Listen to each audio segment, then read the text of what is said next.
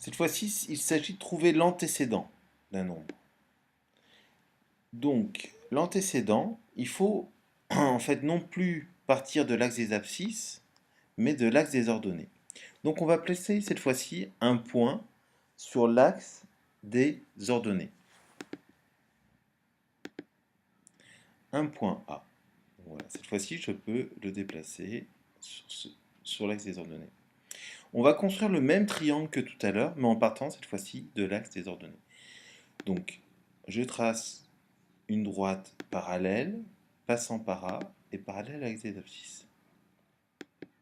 Je trace le point d'intersection entre cette droite-là et le graphe de la fonction. Cette fois-ci, j'en ai deux de points d'intersection. Autant un nombre ne peut avoir qu'une seule image, car une fonction associe un seul point à associer un seul point. Donc un nombre n'a qu'une seule image, autrement c'est pas une fonction. Par contre, un nombre peut avoir plusieurs antécédents. Plusieurs nombres peuvent donner le même résultat. Donc ici, j'ai deux points, B et C. Donc je vais tracer les droites parallèles, les deux parallèles à l'axe des ordonnées passant par B. Je clique sur B, je clique sur l'axe des ordonnées. J'ai une première parallèle, je clique sur C et je clique sur l'axe des ordonnées.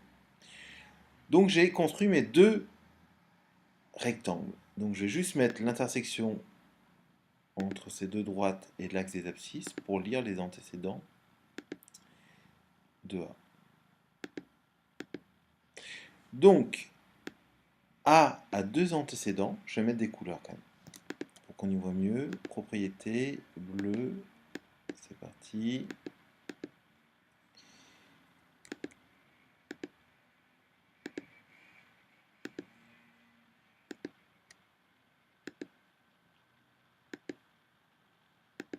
Et là, on voit bien que quand je déplace donc le point A, en fait, a le point A, donc pour 4, pour 3, il y a toujours deux antécédents qui sont donc D, moins 62, et E, 2,53. On lit la valeur des antécédents, les nombres pour lesquels, qui ont pour image 3 par exemple, on les lit ici. Donc E, ça va faire 2,53 et ici, moins 1,62. Donc on a une approximation bien sûr, hein, mais on peut être assez précis quand même. Donc tous ces points-là ont deux antécédents. Par contre, moins 3 n'a pas d'antécédent. Il n'y a aucun nombre qui a pour image moins 3. Donc on peut avoir deux antécédents, zéro antécédent, et puis le sommet de la parabole, il a qu'un seul antécédent. Regardez bien.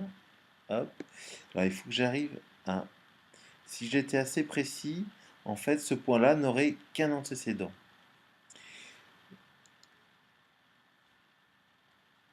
Donc voilà. Alors, les antécédents de 0 nous intéressent en particulier, puisque ces antécédents, en fait, sont les racines du polynôme. Car ils vérifient l'équation f de x égale 0. Les antécédents de 0 sont les nombres qui vérifient l'équation f de x égale 0. On appelle ça les racines du polynôme du second degré.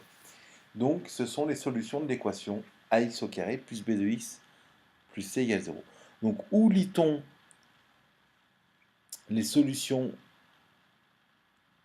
les antécédents de 0? Alors, si on se met précisément sur 0, alors là, ça va être la même histoire. Alors, voilà, là, je vais réussir. Voilà, là, ici, voilà.